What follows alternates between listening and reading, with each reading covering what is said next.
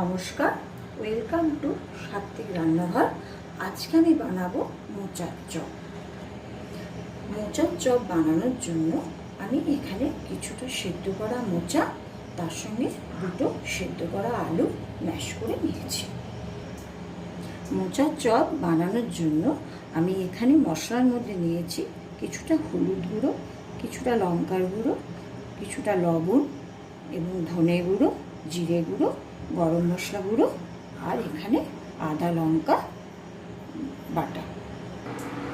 এবার আমি মোচার চপ বানানো শুরু করছি। প্যানে অল্প সামান্য তেল নিয়ে নিয়েছি, সামান্য জিরে গুঁড়ো দিলাম। এবার আমি এক এক করে সমস্ত মশলাগুলো অ্যাড করে দিই। প্রথমে আমি আদা কাঁচা লঙ্কা বাটা দিলাম। এবার আমি দিয়ে দিচ্ছি হলুদ গুঁড়ো, কিছুটা লঙ্কার গুঁড়ো, সামান্য লবণ,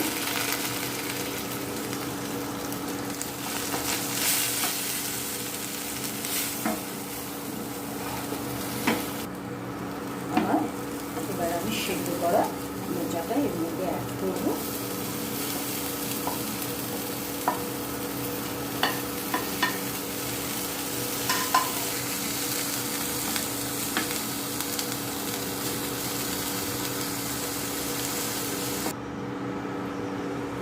এবার দিয়ে দিচ্ছি ম্যাশ করা সিদ্ধ আলু।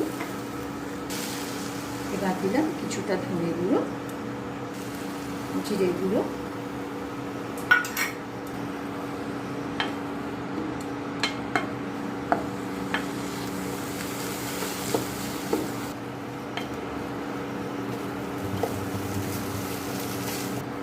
মশলার কাঁচা গন্ধ এবার চলে গেছে। এখন আমি দিয়ে দিচ্ছি গরম মশলা।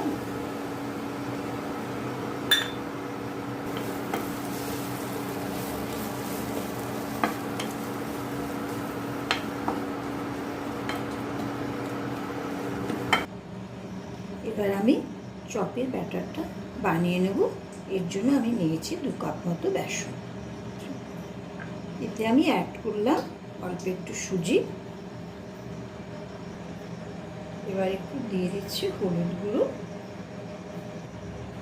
এবার দিয়ে দিচ্ছি অল্প একটু নুন, 1 চিমটি বেকিং সোডা। এবার আমি শুকনো উপকরণগুলো ভালো করে মিশিয়ে নেব। এবার আমি অল্প অল্প করে জল অ্যাড করব।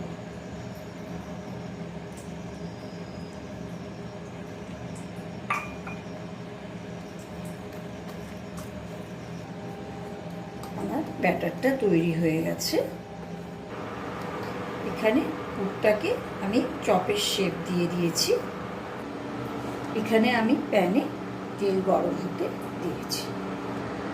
এবার আমি পুরটাকে ব্যাটারের মধ্যে চুবিয়ে নিয়ে ফ্রাই করব।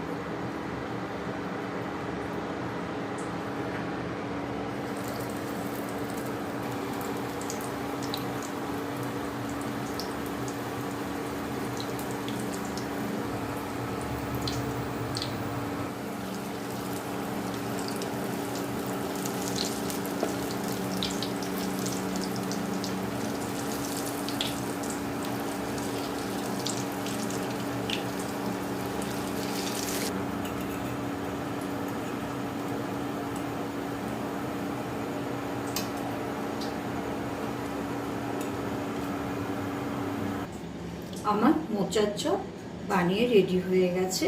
বর্ষার দিনে মোচার চপের সঙ্গে 1 কাপ চা থাকলে আর কিছুই লাগে না। ভিডিওটা ভালো লাগলে একটা লাইক